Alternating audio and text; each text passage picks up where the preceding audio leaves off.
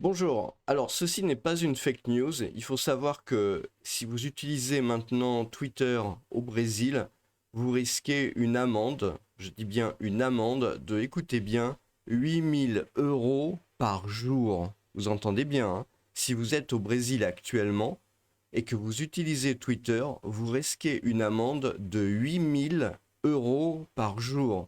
Je sais pas si vous avez vu les dernières vidéos que j'ai faites où on finissait par aboutir des sommes, genre c'était 7000, plus de 7 000 € si jamais vous avez des problèmes avec les fameux péages escrocs qu'il y a en France.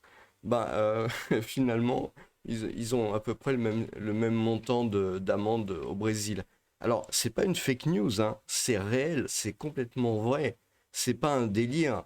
Je m'y suis repris à plusieurs fois avant de faire cette vidéo, à vrai dire tellement ça m'a surpris. Mais il faut savoir qu'aujourd'hui, 31 août 2024, en fait, il y a un blocage qui a été décidé, un blocage de Twitter au Brésil. Twitter au Brésil, c'est 22 millions de personnes qui, au fur et à mesure du temps, en fait, se sont connectées à ce réseau, l'utilisent, travaillent avec, et finalement, suite à une décision, tous ces gens-là vont se voir dans l'obligation d'arrêter d'utiliser Twitter. Alors, j'en vois beaucoup qui vont me dire oui, mais Twitter, de toute façon, c'est pas difficile, il suffit d'y aller avec VPN et on risque rien. Je pense que il y a déjà mon domaine, c'est quand même le domaine de l'informatique. Et ce qu'il faut bien comprendre, c'est que malgré, écoutez-moi bien, parce que si jamais vous êtes au Brésil ou même que ça vous arrive dans un autre pays, il faut bien comprendre ce que vous faites. Parce que malgré qu'il y ait tout un tas de publicités sur les VPN, ou ce genre de techniques qui vous permettent d'aller un peu n'importe où et entre guillemets de faire ça de manière anonyme, en fait la vérité technique, c'est que c'est absolument pas possible de pouvoir vous cacher. C'est-à-dire que même avec le chiffrage, on ne dit pas cryptage, on dit le chiffrage des données sur Internet, même avec ça, c'est difficile de pouvoir cacher ce que vous faites. Et c'est nécessairement un très très gros problème. Alors, il faut savoir qu'à l'heure actuelle, hein, quand on regarde, il y a un site qui s'appelle Dawn Detector, dans lequel vous avez un rapport de tout ce qui ne va pas sur Internet. C'est possible d'avoir ça pour tous les pays. Par exemple, si vous voulez voir un service en France ou dans n'importe quel pays, vous allez sur Dawn Detector et vous choisissez l'application qui vous intéresse, de savoir, voilà, est-ce que les serveurs de cette application fonctionnent ou est-ce que ça fonctionne pas. Et là, on voit effectivement que Twitter, à travers tout le Brésil, il y a des gens qui rapportent que ça a été coupé et que ça ne marche pas. Donc, je vais pas rentrer dans les détails. Je veux dire, à vrai dire, ça m'intéresse pas trop de savoir le pourquoi du comment. Moi, la seule chose que je vois dans cette histoire, c'est simplement l'historique. On n'a pas le droit, si vous voulez, de dire du jour au lendemain, on va vous couper l'accès à une ressource. Éventuellement, c'est une ressource qui vous permet de vivre, de manger, de vous vêtir, de vous habiller, d'habiter quelque part parce qu'on va vous priver de vos revenus. Je ne comprends pas comment on peut admettre ce genre de choses-là. Pourquoi? Pourquoi Quel est le problème avec Twitter? Le problème avec Twitter, excusez-moi, hein, j'utilise pas la marque ridicule qui a été la nouvelle marque que je trouve ridicule. Donc j'utilise Twitter. Pourquoi Twitter Pourquoi je trouve ça pas normal? Parce que Twitter, ne date pas d'aujourd'hui. Ça fait des dizaines d'années, non, ça fait plus d'une dizaine d'années que Twitter existe. Et les 22 millions d'utilisateurs, ils sont pas venus là du jour au lendemain. Je veux dire, ça fait des années que petit à petit s'est construit une audience autour de ce média.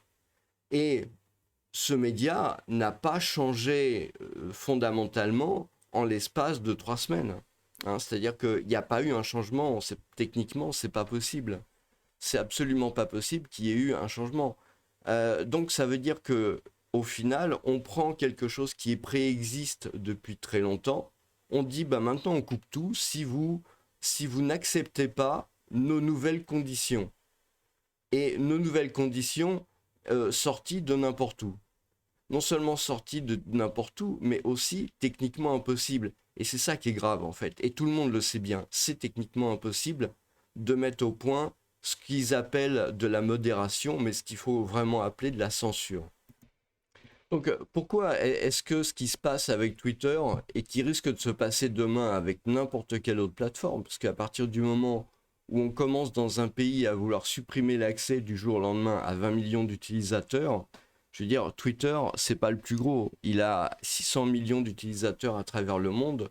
On peut imaginer que demain, au Brésil, bah, on décide par exemple de couper Facebook, de couper LinkedIn, de couper n'importe quel réseau, de couper n'importe quel service, n'importe quel moyen d'information. Et, et on peut aussi vous décider de vous couper vos emails. Par exemple, si vous êtes sur un serveur très connu de mail, on peut décider du jour au lendemain que si bah, on vous interdit maintenant d'utiliser ce service et on vous colle 8 000 €, et je plaisante pas, 8 000 € d'amende par jour d'utilisation sur ce service. Donc vous comprenez que c'est extrêmement grave. En fait, on s'en prend non seulement aux serveurs, mais on s'en prend aussi aux utilisateurs. Hein. C'est, c'est terrible. Moi, je vous dis une chose, même dans un pays que l'on qualifie comme étant un des pires pays en termes de liberté de l'expression, j'ai jamais vu ça. J'ai travaillé en Chine pendant suffisamment longtemps. Jamais j'ai vu une chose pareille. Effectivement, il y a des coupures de l'accès à des sites en Occident de la part de la Chine, mais j'ai jamais vu des utilisateurs en Chine ayant eu des amendes, mais vous vous rendez compte, 8 000 € par jour, ça doit représenter peut-être 20 fois le salaire mensuel d'un... Attendez, que je dise pas de bêtises quand même. Ça doit peut-être représenter, bon, je sais pas, je connais pas trop les chiffres, mais peut-être entre 8 et 10 fois le salaire mensuel d'un Brésilien. Donc vous vous rendez, il faut bien se rendre compte à quel point cet acte-là est un acte dirigé contre les gens en fait. C'est un acte dirigé contre les gens et c'est un acte qui tend à... Enfin, ce genre de choses tend à se répandre. Et vous comprenez bien que vous qui êtes expatrié, bah, vous êtes directement concerné. Bah, évidemment, il y a les gens qui sont au Brésil, mais il faut bien voir qu'après un coup comme ça contre Twitter au Brésil, je pense que, enfin, ce qui permet l'expatriation, ce qui permet le fait que vous alliez plus facilement en expatriation, c'est clairement la liberté de l'information. Je veux dire, sans liberté de l'information, c'est pas possible. Pourquoi vous n'allez pas en Corée du Nord? Hein, c'est pas parce que c'est spécialement pauvre, c'est pas parce que c'est un pays spécialement communiste, c'est tout simplement parce que vous n'avez pas d'accès en fait à une communication libre. Et donc vous n'avez plus d'accès à votre compte en banque, vous n'avez plus d'accès à vos mails, vous n'avez plus d'accès à l'information, vous pouvez plus traduire, vous pouvez plus avoir accès à des cartes. Enfin bref, vous devenez aveugle, sourd, muet, et vous retournez en fait au temps de avant l'existence même d'Internet. C'est ça que ça veut dire. Hein. Et il n'y a aucune, comment dire, il y a vraiment aucune limite, aucune décence, aucune justification pour ce genre de choses-là. Si Twitter avait été coupé au début, quand il commence à y avoir des milliers d'utilisateurs et qu'on trouve que bah, finalement c'est pas un moyen sûr ou que c'est un outil qui permet de commettre je sais pas quoi. Pourquoi pas? Mais c'est avouer que c'est quand même assez bluffant de laisser se développer des services qui atteignent des centaines de millions de personnes, voire Telegram, hein, 800 millions de personnes, et de commencer à ce moment-là à vouloir taper dessus pour retirer au final je sais pas quoi.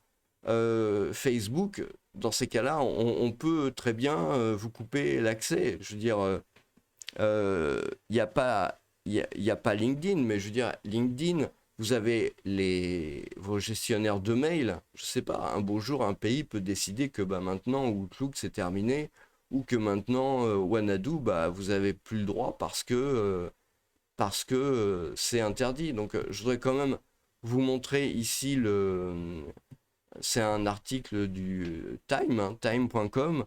La justice dit que la plateforme va rester suspendue jusqu'à ce qu'elle accepte ses ordres. Vous vous rendez compte, hein, ses ordres. Et va aussi mettre en place une amende journalière, daily fine, of, voilà, ils ont traduit, donc ça fait à peu près 8 000 euros pour les gens, écoutez, hein, pour les gens ou les entreprises utilisant des VPN pour y accéder. Donc vous voyez, c'est très très clair. Là, vous avez marqué noir sur blanc que donc vous avez investi, vous êtes investi dans un média, vous avez travaillé dessus, vous avez développé une audience, et tout d'un coup, mais attention, c'est valable pour les gens qui sont au Brésil, mais c'est aussi valable pour les gens qui sont à l'extérieur du Brésil. Enfin, pas l'amende, mais la punition de la coupure de la plateforme. Pourquoi? Bah, tout simplement parce que vous avez investi pour faire de la publicité, par exemple, à travers Twitter, publicité qui doit aller euh, tenir informés les gens qui se trouvent au Brésil, eh ben, vous n'y avez plus accès. Vous avez développé une audience, votre audience, elle n'a plus accès à votre information, elle ne peut plus réagir.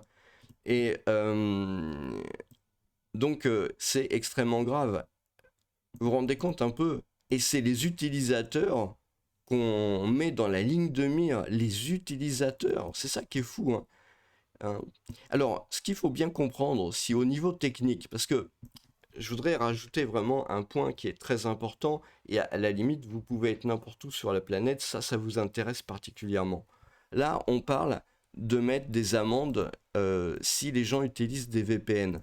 Mais je vous dis une chose, le problème des VPN, c'est que, euh, comme c'est présenté, c'est une arnaque. C'est une arnaque.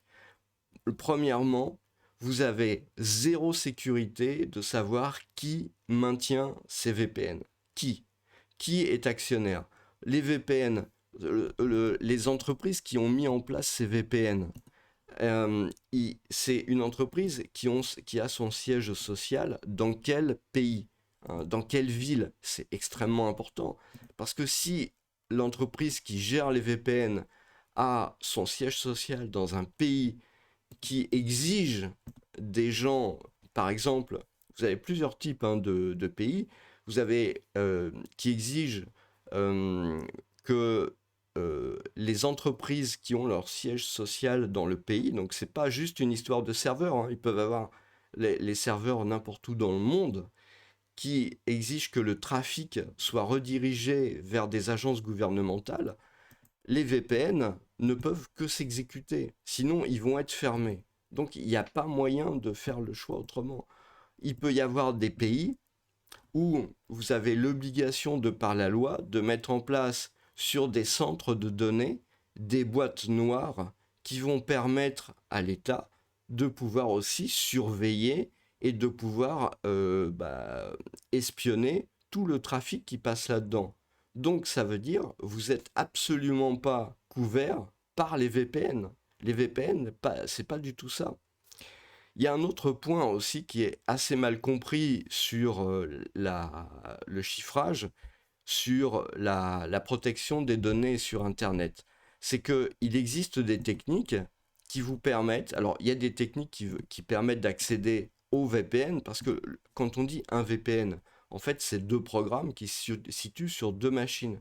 Vous avez le programme qui se situe sur votre machine.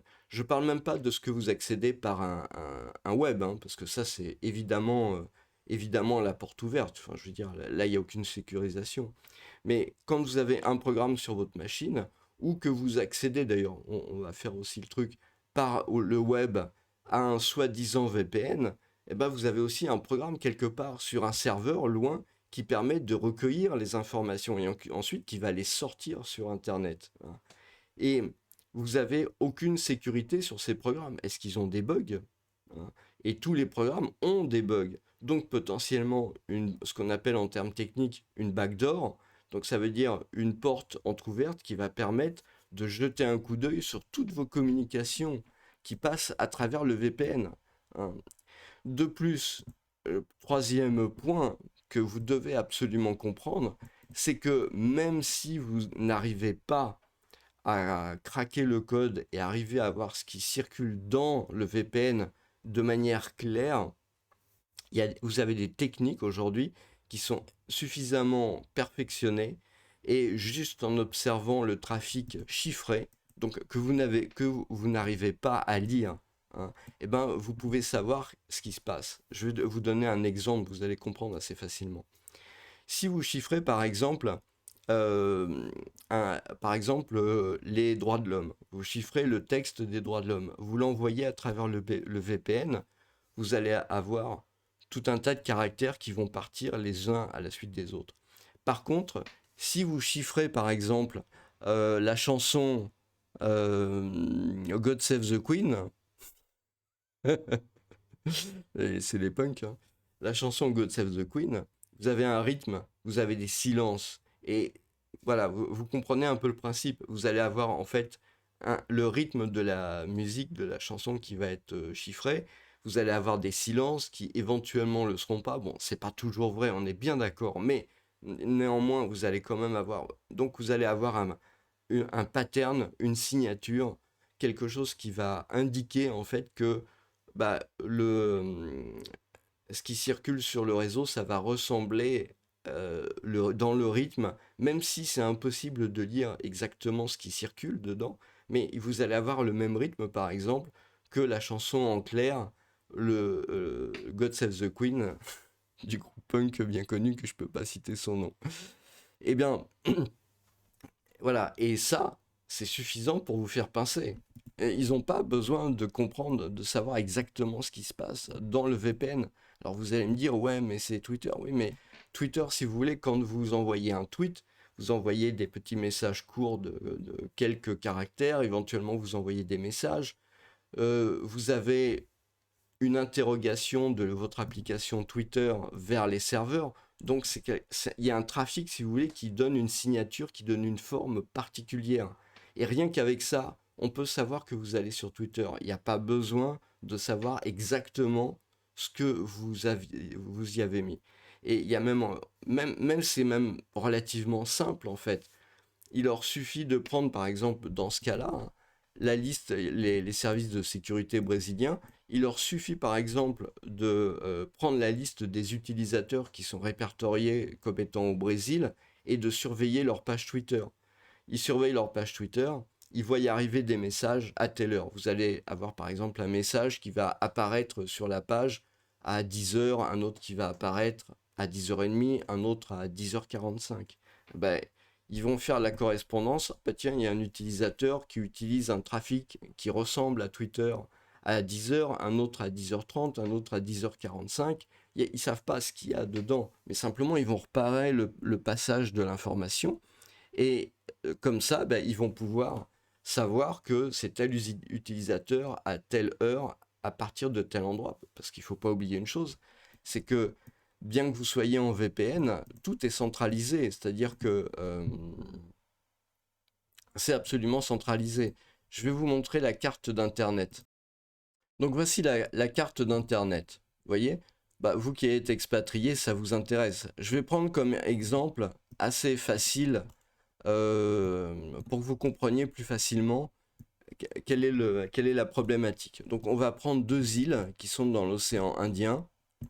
On va prendre par exemple l'île Maurice et l'île de la Réunion. Bon, imaginons que vous ayez un gouvernement qui veuille espionner les communications des gens de l'île Maurice et de l'île de la Réunion. Si on regarde si on regarde tous ces réseaux sociaux là, si vous prenez Facebook, YouTube, WhatsApp, Instagram, tous, en fait, qu'est-ce qui va se passer? Il va se passer que tous ces réseaux-là, en fait, ne sont accessibles que aux États-Unis ou que dans des centres de données qui se trouvent en dehors de ces zones géographiques. Ça veut dire que dès l'instant où vous avez le moindre trafic, il doit nécessairement passer soit par ces câbles, soit éventuellement vous pouvez avoir des liaisons satellites. Mais là, je prends voilà, cet exemple-là, mais la plupart des informations passent par le câble parce que c'est beaucoup plus performant. Donc vous allez avoir un point, deux points et trois points avec une, deux, trois, quatre, cinq, six lignes qui vont sortir de l'île Maurice par exemple, hein. Donc c'est pas compliqué pour un gouvernement. Et vous avez des équipements télécoms, je ne vais pas rentrer dans le détail, qui se situent comme ça sur ces points-là. Et il leur suffit de mettre ici des capteurs, je ne vais pas rentrer dans les détails techniques, pour récupérer tout le trafic. Vous pouvez avoir du trafic qui est chiffré, qui est soi-disant secret. Ça n'empêche pas de récolter le trafic pour en faire une analyse comme je vous l'ai expliqué. Donc, si vous voulez, c'est comme ça. Sur l'île de la Réunion, c'est pareil. Vous voyez, vous avez euh, une liaison, deux liaisons, trois liaisons, quatre liaisons, cinq liaisons. Cinq liaisons, c'est tout. Donc, ça veut dire, vous devez avoir là-dedans cinq liaisons, je sais pas, mais à tout casser, vous avez une cinquantaine d'équipements. Mais alors, vraiment, voilà, une cinquantaine d'équipements qui doivent servir à relier ça, à relier l'île de la Réunion au reste du monde, mais vraiment, vraiment. Donc récupérer l'information là-dessus, c'est un jeu d'enfant, un jeu d'enfant. Euh, il suffit de s'y connaître un peu en informatique pour savoir le faire, avoir les autorisations qui vont bien, et franchement, c'est vraiment pas compliqué. Donc tout le trafic, il suffit que vous le rameniez ensuite dans un data center. Alors, vous pouvez faire ça ici, mais vous pouvez faire ça aussi à l'autre bout du fil. Là, si je monte un peu, par exemple, vous pouvez mettre en place ici, à cet endroit-là, une écoute de tout ce qui va passer par ce câble-là. Et puis là, on voit bien, hein, éventuellement ici, c'est pratiquement impossible de mettre une écoute sur les câbles, hein. Il faut nécessairement que ça soit ici sur des terminaisons. Techniquement parlant, c'est beaucoup plus simple, hein, voilà. Mais pour en revenir à ça, en fait, euh, vous avez la même chose, si vous voulez, par exemple, dans une grande agglomération. Par exemple, si on veut se dire une ville comme, je sais pas, Paris, Genève, Londres, tout ce que vous voulez, bah, à un moment donné, tous les utilisateurs de la zone géographique vont être regroupés sur quelques points d'accès qui vont partir à l'extérieur, hein. C'est-à-dire que c'est pas, si vous voulez, c'est pas comme une toile d'araignée où tous les brins sont interconnectés entre eux. C'est pas du tout comme ça, c'est plutôt comme un arbre, hein. C'est-à-dire que vous avez en fait la nécessité de passer par le tronc avant de pouvoir aller sur des branches et aux extrémités. Vous voyez, c'est un peu le même principe, hein. Euh, c'est un peu comme, comme en France finalement avec les autoroutes. À l'époque où il y avait des autoroutes qui partaient de Paris et où vous n'aviez pas d'autoroute qui allait de région en région. C'est-à-dire qu'il fallait passer par Paris si vous voulez rester sur un autoroute. Bah, c'est exactement le même genre de principe si vous voulez. Donc à partir du moment où c'est centralisé, vous ne pouvez pas vous échapper. Donc si je regarde maintenant la carte du Brésil,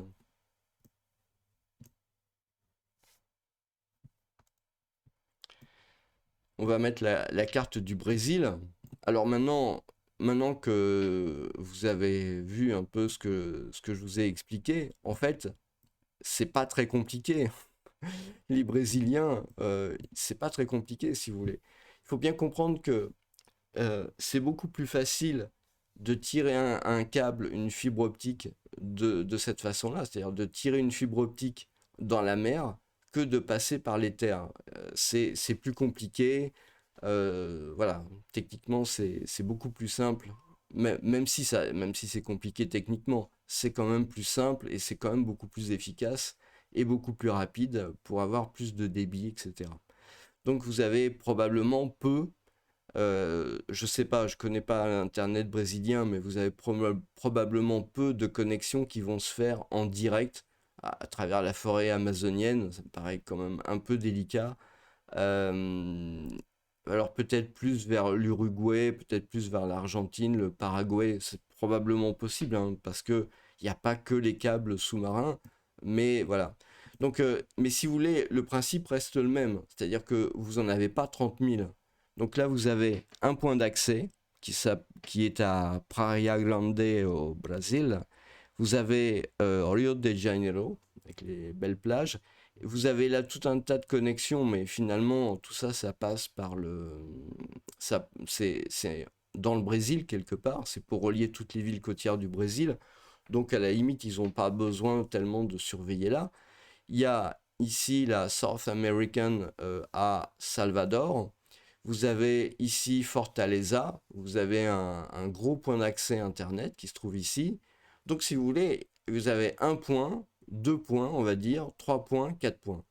Sur ces quatre points, vous avez un certain nombre de liaisons. Alors, vous pouvez avoir plusieurs équipements par liaison. C'est ce qu'on a vu avec l'île Maurice. Donc là, il faut en mettre, si vous voulez, tout ce qui va sortir du Brésil en gros. Donc 1, 2, 3, 4, 5, 6. Voilà. Ici, là, 7, 8, 9, 10, 11. Et puis, après, vous allez avoir 12, 13, 14, 15. Voilà. Tout ça, ça arrive au Brésil. Tout ça, ça arrive ici au Brésil. Et puis, euh, comme ça va en Argentine et en Uruguay et que vous n'avez pas de liaison qui descendent par là, je dirais qu'a priori, ça doit être suffisant. Donc vous voyez, ça leur fait, en gros, ils ont une vingtaine d'arrivées de câbles. Et voilà, ça leur fait vraiment à tout casser, je sais pas, moi, une centaine d'équipements pour mettre en place des systèmes d'espionnage. Parce que le truc, c'est que après, les serveurs, vous voyez, Twitter, c'est international. Donc les serveurs, ils vont être à l'international. Vous avez probablement des serveurs vont se situer au Brésil, mais au bout d'un moment, il faut bien centraliser l'information. Donc, ce qui va se passer, c'est que vous avez du trafic qui va repliquer vers les États-Unis, là où vous avez probablement les serveurs de Twitter, hein. Bon, je ne sais pas trop techniquement comment c'est fait. Mais voilà, vous avez en fait ce genre de choses-là. Il est possible quand même que vous ayez des serveurs Twitter qui soient déportés dans les pays. Ça, c'est pas impossible. Je ne sais pas. Mais dans ces cas-là, c'est encore plus facile. Je veux dire, il suffit aux autorités brésiliennes de mettre des boîtiers d'espionnage devant les centres de données, dits data centers, et de récupérer le trafic, d'analyser le trafic comme je vous l'ai expliqué, et ils pinceront tous les gens. Et alors là, les 8 000 € d'amende par jour, là, ils vont pouvoir rembourser toutes les dettes que le pays peut avoir avec ça, quoi. Donc, c'est un coup terrible, en fait, qui est porté à l'économie du Brésil, parce que finalement, on voit la réaction de Proton. Andy en fait, c'est le chef de Proton, qui est une messagerie protégée, en théorie, hein, contre l'espionnage, on va dire. Mais en fait, c'est pas. Enfin, faut voir. Moi, je dis, faut voir. Mais la réaction, donc c'est quand même un acteur important, un Proton. Je crois que c'est, je ne dois pas dire de bêtises, mais je pense que ça se compte vraiment en dizaines de millions d'utilisateurs. C'est une entreprise a priori suisse, donc je dis a priori parce que tout ça, je ne suis pas trop sûr. Vous pouvez vous y intéresser, hein. Allez voir l'article sur Le Temps, qui est un très bon journal. Donc l'arrestation du directeur de Telegram est un suicide économique pour la France. Donc il y a eu le même genre de problème en France, hein, c'est-à-dire que il y a eu le patron de Telegram qui a été arrêté aussi pour des raisons, bon, je connais pas les raisons exactes, mais je crois qu'il y avait des problématiques de modération. Mais si vous voulez, quand vous avez si vous voulez, c'est pas, on peut pas considérer que ce soit des gens qui aient fait quelque chose de mal du jour au lendemain. À la limite qu'ils soient répréhensibles, pourquoi pas. Mais si vous voulez, ça s'est pas fait du jour au lendemain. Et donc tout d'un coup, il y a des États qui décident que finalement, ce qu'ils font, c'est mal. alors qu'ils arrivent déjà à 600 millions d'utilisateurs. C'est un truc de fou, c'est ça qu'il faut comprendre. C'est pas... euh, c'est le fait que vous arrivez à 600 millions d'utilisateurs et là, tout d'un coup, ce que vous faites, ça devient mal.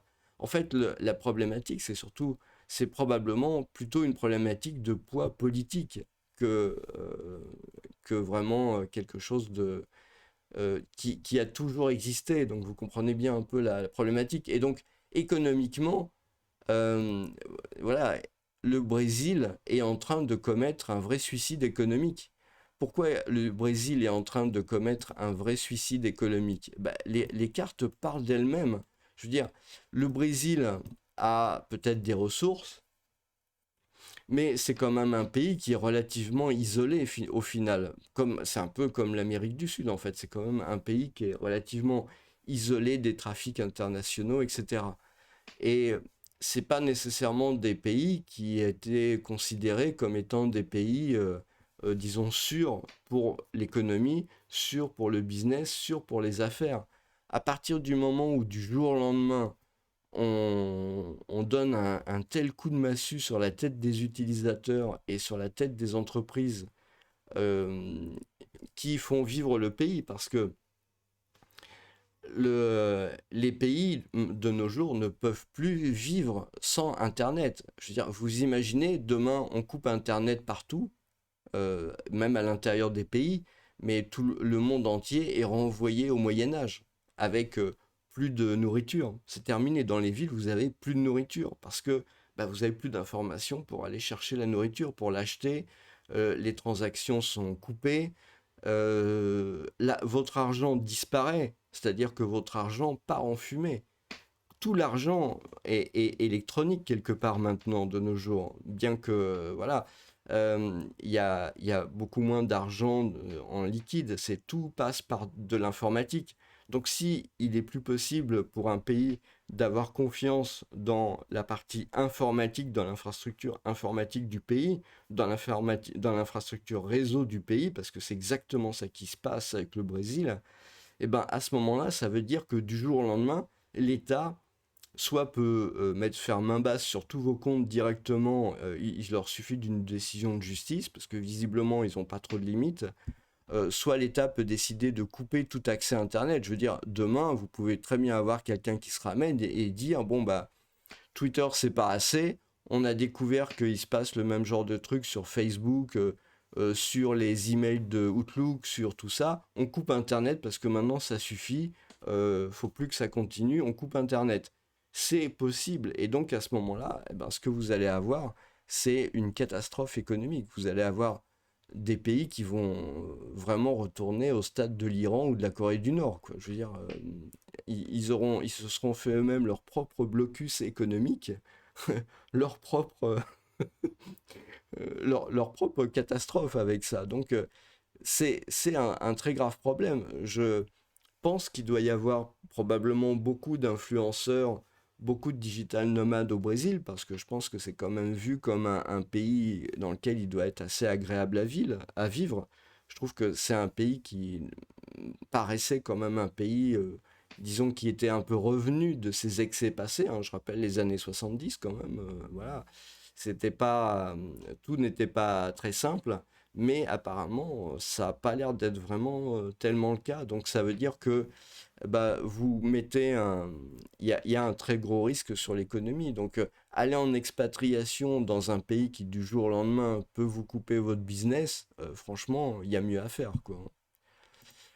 Donc voilà, je vous conseille quand même d'aller voir. Alors, il y a quelque chose sur la censure d'Internet, c'est intéressant. Vous avez une liste de tous les pays, hein, je crois.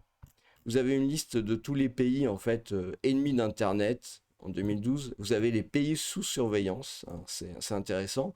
Mais moi, je pense que vous devez faire très attention à une chose, c'est que la plupart de ces trucs-là, c'est Reporters sans frontières. Donc, si vous voulez, le problème, c'est que ce ne sont pas des gens qui sont nécessairement neutres politiquement. Je veux dire, à un moment donné, il y a quand même voilà, des choses qui sont comme ça. Ils sont pas neutres politiquement. Donc, en fait, c'est une partie des pays qui sont ennemis de la liberté d'expression. Enfin, je veux dire, il n'y a pas d'autre terme pour désigner ça, hein. Euh, Ça fait quand même, enfin, ça fait quand même bizarre, hein, de voir dans les pays sous surveillance la France au milieu de l'Érythrée, de l'Inde, du Kazakhstan, de la Russie. Enfin, je veux dire, ça fait quand même assez bizarre, hein. Et donc, il y a un site qui est intéressant qui s'appelle La Quadrature du Net. Bon, je suis pas nécessairement complètement d'accord avec ces gens-là, mais il y a toujours des choses intéressantes. Vous avez des choses sur les données personnelles, sur la censure, sur la surveillance, sur les télécoms. Il y a eu pas mal de choses. Il y a eu j'ai pas lu ça, hein, donc si vous le lisez, je sais pas ce que vous allez en penser. J'ai pas lu ça, mais regardez, Jeux Olympiques, fichage de masse et discrimination politique. Donc vous voyez, ça va quand même assez loin. Euh, il est temps quand même de vous intéresser un peu à ce qui se passe dans le domaine informatique et pas utiliser ça comme si c'était l'eau qui coule du robinet, que vous y avez toujours eu accès, ou l'air que vous respirez. Non, la, la liberté, le business sur Internet, malheureusement, ça a un prix et c'est fragile. C'est ça qu'il faut bien comprendre, c'est que c'est extrêmement fragile. J'avais lu quelque part dans un article que ces câbles-là, vous avez 420 câbles Internet sous la mer. Autant vous dire que c'est quand même extrêmement fragile. Alors on va me dire, oui, mais il y a les satellites, etc. Oui, mais les satellites, bah déjà, il y a pratiquement un monopole, je crois. Je suis pas trop sûr. Je connais pas nécessairement trop l'architecture interne des satellites, mais vous n'avez pas beaucoup d'acteurs dans le domaine des satellites, hein, je veux dire. Donc à partir du moment où vous n'avez pas beaucoup d'acteurs, faut pas vous leurrer. Je veux dire, à un moment donné, et puis il faut voir où sont situées les entreprises qui vous fournissent le service satellitaire. Si si l'entreprise, son, son headquarter, son siège social est situé dans un pays qui impose aux entreprises le fait d'avoir accès aux données de leurs utilisateurs, ben, à ce moment-là, toutes vos données, elles sont enregistrées dans des data centers qui sont faits pour ça, quoi. Je veux dire, et vous le savez pas, et l'entreprise n'a pas le droit de vous le dire parce que ça fait partie des problématiques dont on parle depuis pas mal de temps. Donc, ça vaut le coup vraiment, hein, de jeter un coup d'œil là-dessus. La censure sur Internet, la quadrature du net, c'est intéressant. Vous avez pas, parce que quand on dit ennemi de l'Internet, je suis bien placé pour parler de la Chine. La Chine, euh, la Chine, on peut pas nécessairement appeler ça ennemi de l'Internet. Je vais vous expliquer exactement pourquoi. Et vous allez voir, ça peut être le cas de votre pays d'expatriation. En fait, en Chine, vous avez un certain nombre de thèmes qui sont interdits au public, que vous ne pouvez pas discuter, vous n'avez pas le droit de discuter dans l'espace public. C'est pas seulement sur Internet, hein, mais je veux dire, voilà, c'est interdit. Vous avez quelques sujets qui sont des sujets que tout le monde connaît, qui sont bien définis et que vous n'avez pas le droit de discuter. Et donc, voilà, vous avez ça, et là, effectivement, vous avez une censure. Mais vous avez le même type de censure en France avec des sujets qui sont interdits. Donc, voilà, je veux dire, les sujets interdits ne sont pas les mêmes d'un pays à l'autre. Donc ça, c'est déjà un premier point. Euh, mais vous avez, après, disons, entre guillemets, une certaine liberté pour diffuser des informations. Par contre, ce qui s'est passé, et ça, c'est pas, moi, je considère pas comme ennemi de l'Internet, je considère ça comme euh, étant de la concurrence déloyale. C'est-à-dire que la Chine, en fait, a interdit tout simplement aux entreprises, aux grandes entreprises américaines d'avoir des utilisateurs en Chine, mais c'est juste pour développer leur propre solution.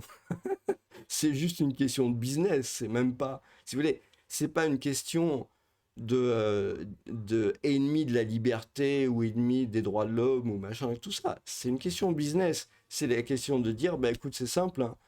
Toi, moi je m'appelle, je vais reprendre la liste des réseaux sociaux, hein. pour que ça soit plus clair. Voilà, bah voilà. Toi, tu t'appelles YouTube, tu as plein de clients. Moi, ça m'intéresse beaucoup dans mon pays que avoir la même chose et je veux avoir plein de clients. Donc, qu'est-ce que je fais? Eh ben, j'ai un service qui s'appelle TikTok. Je vais interdire à ton service de YouTube de venir sur mon territoire. Comme ça, mon service, il va se développer et après, je pourrai le vendre partout sur la planète. C'est pas exactement de la censure, mais c'est plutôt de la concurrence déloyale. Et si vous voulez, les pays occidentaux, européens, etc., ont rien fait quelque part pour empêcher ça. C'est-à-dire qu'ils ont fait des grands discours sur les droits de l'homme, les machins, trucs, mais ils n'ont pas compris que juste la Chine leur fermait purement et simplement l'accès à leur marché et qu'ils en profitaient pour développer leurs outils et qu'après les outils, eh ben, ils reviendraient comme des concurrents sur les pays occidentaux. Ça, c'est un truc qu'ils n'ont pas réussi à imprimer parce qu'ils en étaient à vouloir faire du droit de l'homme, du machin, de l'échange culturel, de haut niveau, de trucs, voilà. Mais la réalité, elle est concrète et elle est là. Maintenant, la Chine, eh ben, ils ont des acteurs majeurs dans le domaine de l'Internet, alors qu'en France, alors on a été les pionniers, hein, on a été les pionniers dans ces domaines-là, eh ben, finalement, on est obligé de supplier les GAFAM pour tel ou tel truc, voilà, alors que les entreprises, alors que les GAFAM auraient dû être français. Ils auraient dû, on avait la technologie avant les Américains. Un des premiers, une des premières personnes en fait qui a mis au point Internet, c'était un Français et qui a été à récupérer après par l'armée aux États-Unis. Donc y a pas de, il y a vraiment pas d'excuse quoi, je veux dire, sur le sujet. Donc voilà. Donc c'est important quand même de faire attention à cette liste-là. Alors je sais que il y en a beaucoup parmi ceux qui m'écoutent qui sont dans un certain nombre de ces pays en expatriation, voire éventuellement cela. Ouais, ouais, voire éventuellement cela. Vous devez être vraiment très vigilant. Et je vous répète encore une fois, hein, les VPN ne vous protègent pas. Vous avez plusieurs types de VPN. Hein. En gros, vous allez avoir les VPN publics, c'est-à-dire vous y avez accès, vous avez des services sur Internet, vous payez avec une carte bleue ou je sais pas quoi, virement, etc. Voilà, vous avez un service comme ça qui est disponible à tout le monde. Ça, c'est une farce. Enfin, je veux dire, ça, c'est juste une farce. Ils vous promettent de la confidentialité des données, c'est... Non mais franchement, je ris pour les pigeons qui croient à ça, quoi. Je veux dire, il y en a probablement beaucoup parmi vous, je suis vraiment désolé, mais vous êtes des pigeons, quoi. Je veux dire, c'est pas possible. Maintenant, vous avez un autre type de VPN.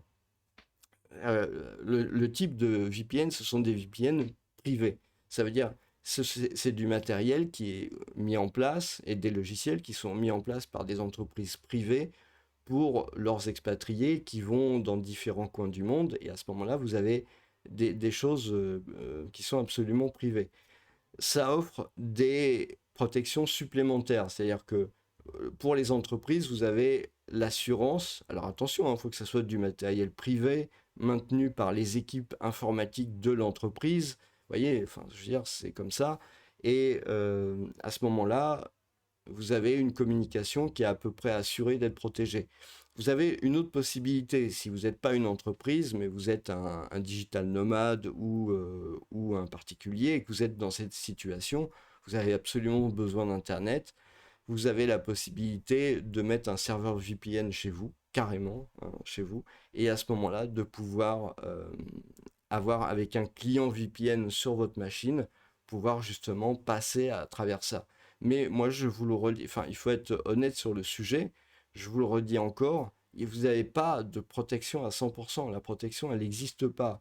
Parce que même si vous êtes sur du VPN privé, eh ben, ça reste du logiciel, donc potentiellement avec des backdoors, des ports, des choses comme ça, vous avez toujours la problématique de l'espionnage, on va dire, de données qui vont parcourir le réseau, même chiffrées, et dont on va pouvoir repérer quel type de trafic elle transporte. Donc c'est vraiment un problème. En plus, si vous voulez, vous allez...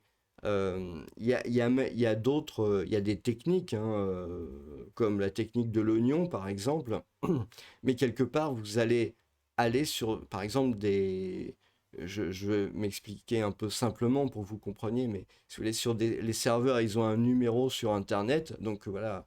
Et si vous allez sur des numéros de VPN qui sont déjà repérés, eh ben, très facilement, en fait, les différents pays vont pouvoir voir que vous allez sur tel et tel et tel serveur, donc en fait que vous utilisez un VPN, et puis voilà, il y a des moyens.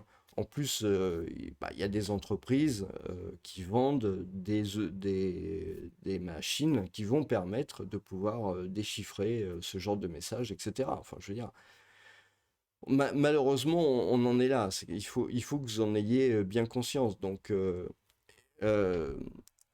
quand vous êtes dans un pays, il faut arriver à comprendre, je pense en particulier à la Chine, hein, parce que je pense qu'il y a pas mal de gens, bon, je crois pas qu'il y a beaucoup de gens qui sont en Chine qui regardent cette chaîne, cette vidéo, mais ça me paraît un exemple assez intéressant, parce que si vous voulez, vous n'avez pas c'est dans les ennemis Internet, mais vous n'avez pas une censure vraiment à 100%.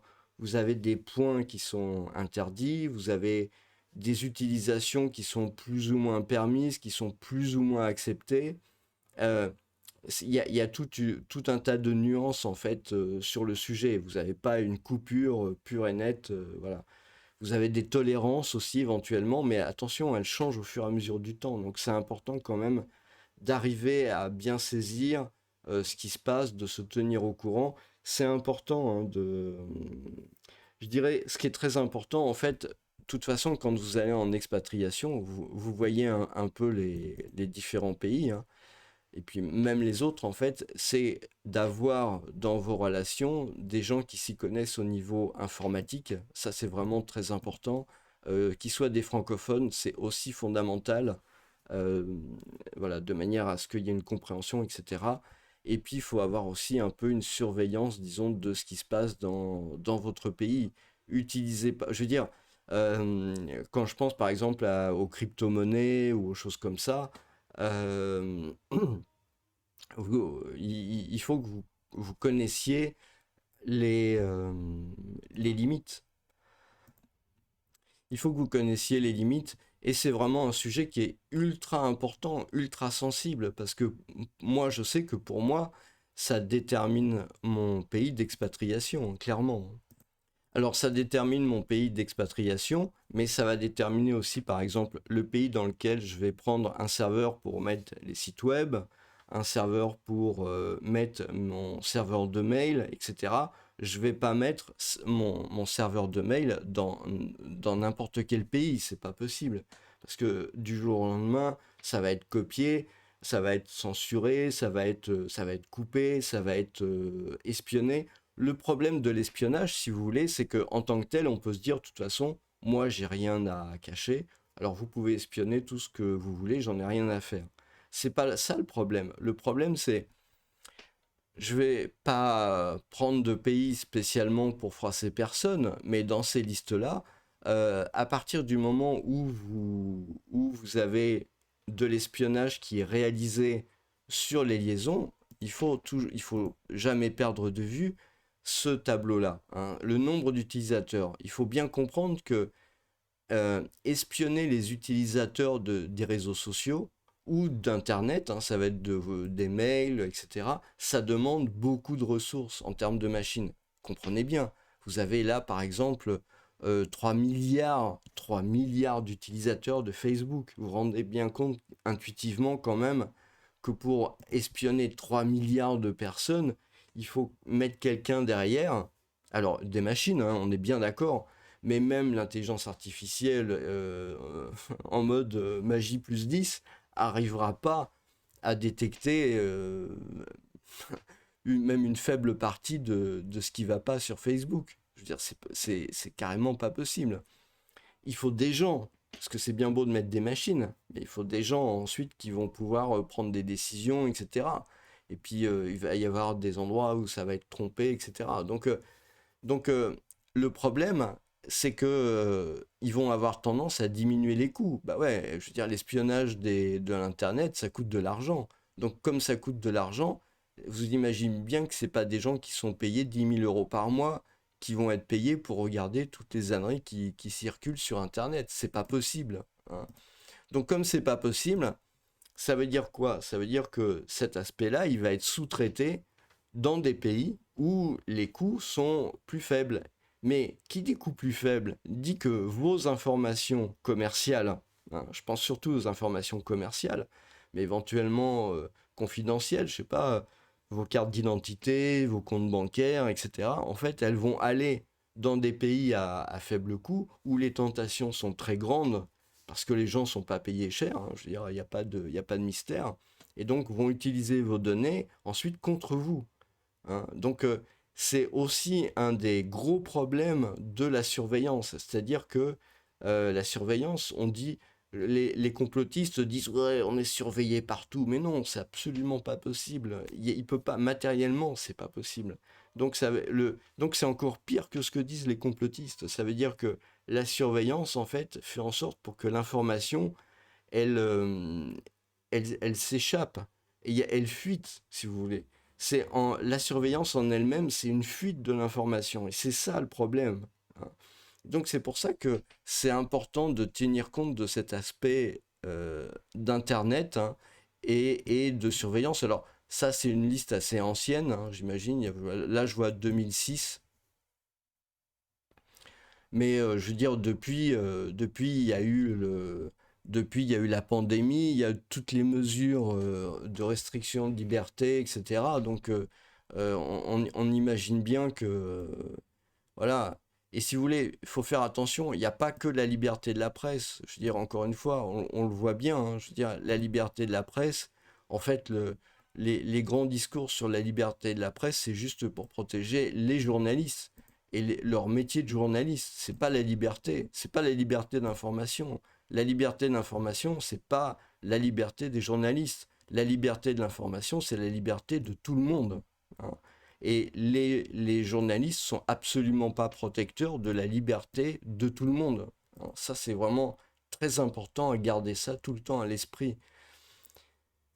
Euh, donc voilà un peu où cette histoire nous mène. Et donc je dirais, pour ma part, installer un digital business au Brésil, franchement, euh, vous avez là un signal qui est extrêmement délétère, mais et je dirais même un business tout court.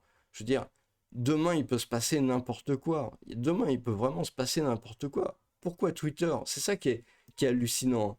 Pourquoi ils s'en sont pris à Twitter alors que finalement vous avez Facebook doit avoir beaucoup plus d'utilisateurs au Brésil, ou WhatsApp. Voilà, WhatsApp dans les pays latinos, c'est très très utilisé. Donc pourquoi pas WhatsApp? Ou alors ça veut dire que ces réseaux sociaux donnent un livre ouvert à lire aux autorités brésiliennes. Tout ce qui passe, même les messages privés, tous ces trucs-là. Est-ce que c'est ça que ça veut dire? Vous voyez il y a quand même un souci. Et après, les autorités, ils en font quoi? Parce que c'est ça aussi le problème, hein. Est-ce qu'au Brésil, si les autorités sont amenées à lire les, les informations comme ça, est-ce que ça va rester confidentiel ou est-ce que ça va fuiter? Je veux dire, quand on regarde dans d'autres pays, par exemple, il y a des enquêtes, etc. Normalement, il n'y a que la justice qui devrait avoir accès aux informations. On voit que ça fuite dans la presse. Bah, vous pouvez imaginer assez facilement ce qui se passe pour le Pékin lambda, en fait, qui met ses informations en toute confiance sur Internet et au final, voilà. Donc, ce qui est important, c'est d'être lucide. Je veux dire, c'est être lucide. Peut-être vous pouvez pas vous passer d'aller au Brésil, vous pouvez peut-être pas vous passer d'utiliser les réseaux sociaux, mais il faut savoir que vous avez une épée de Damoclès au-dessus de la tête. Il faut nécessairement prendre des mesures, parce que le problème, c'est que euh, le coût des 8 000 € par jour, le coût des 8 000 € par jour, euh, je ne sais pas comment ils vont faire avec les Brésiliens qui peuvent avoir du mal à payer, mais si vous êtes étranger, il n'y aura pas de cadeau, hein. Je veux dire, si vous êtes une entreprise, par exemple, qui est située à Sao Paulo, et que vous avez un employé qui utilise le VPN de votre entreprise localement pour aller sur Twitter, d'après ce que vous avez compris de mon exposé, c'est extrêmement facile pour l'État de savoir en fait ce qui s'est passé. Bah, ça veut dire que votre entreprise, elle devra peut-être prendre en charge les 8 000 € par jour par utilisateur. Donc, quelque part, vous vous rendez compte à quel point c'est extrêmement risqué de faire maintenant du business et des affaires au Brésil. Je suis vraiment désolé. J'adore la feijoada, j'aime bien le Brésil, mais malheureusement, ce genre de choses, c'est vraiment un truc qui est extrêmement grave, extrêmement grave. Et je pense que tous les pays qui sont dans ce cas-là, euh, c'est encore une fois, si on compare avec la Chine, la Chine, c'est pas pareil. Les choses sont arrivées depuis le début, en fait, et elles sont arrivées progressivement, parce qu'ils font pas les choses de manière, on va dire, brutale. Bon, ça arrive, ok, mais c'est quand même pas la règle du jeu.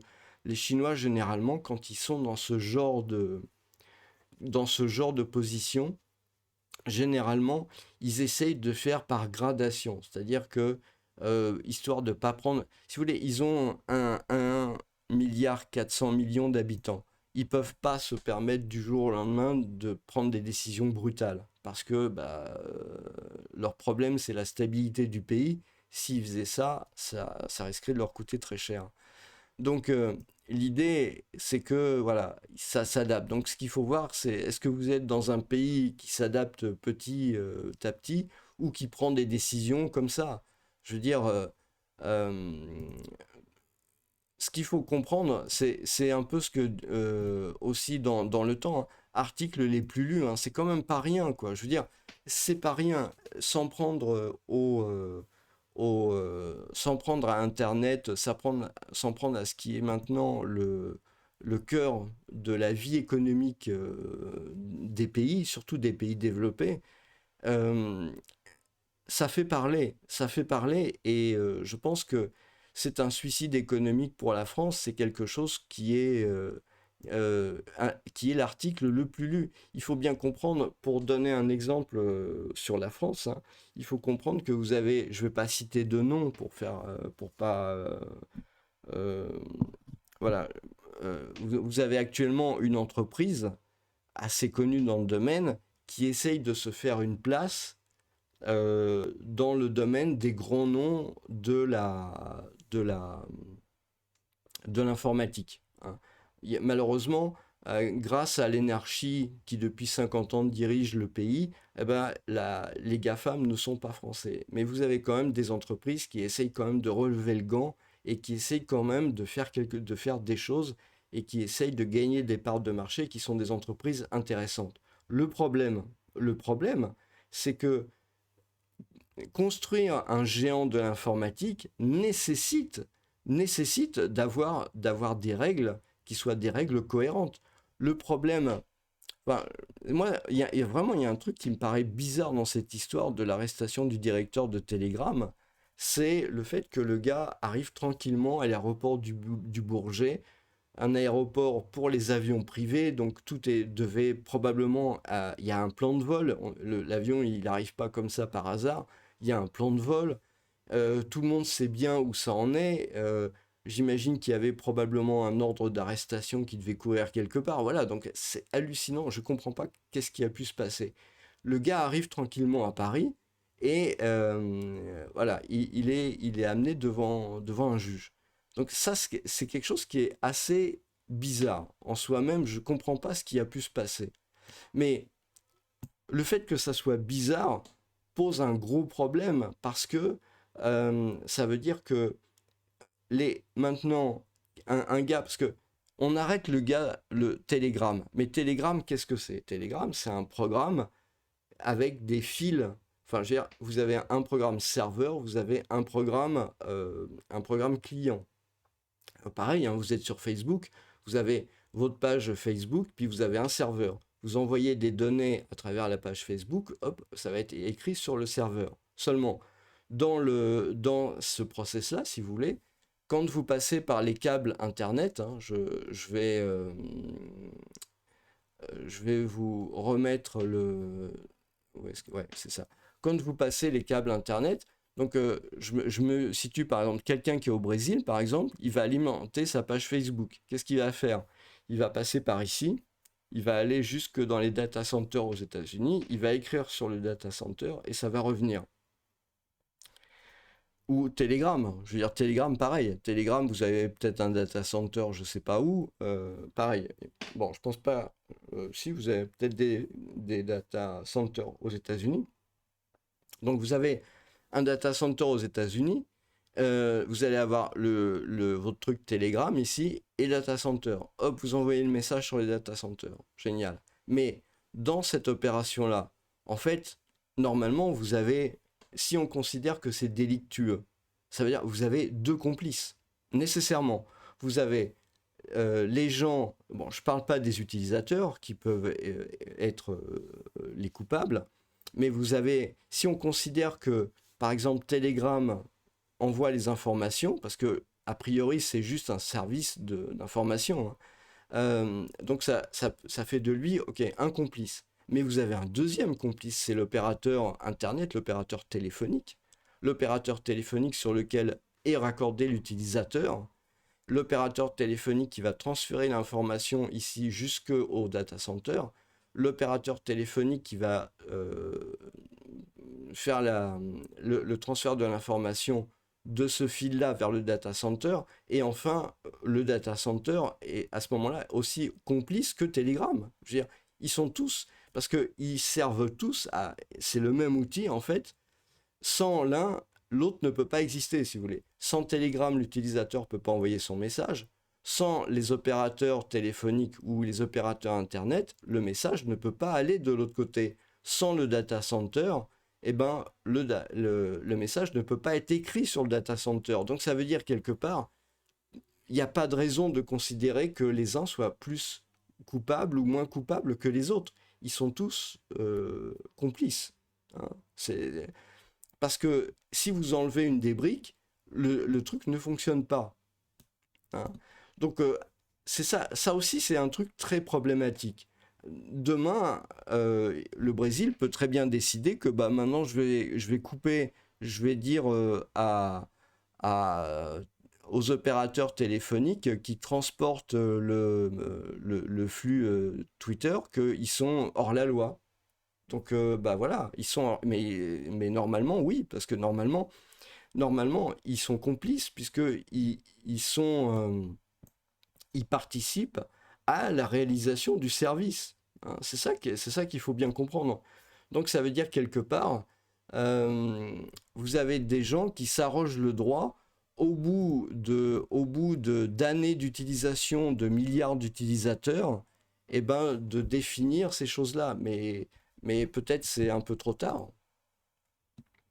Et les conséquences sont absolument démentes par rapport à ça. Je pense que j'irai jamais en expatriation au Brésil, hein.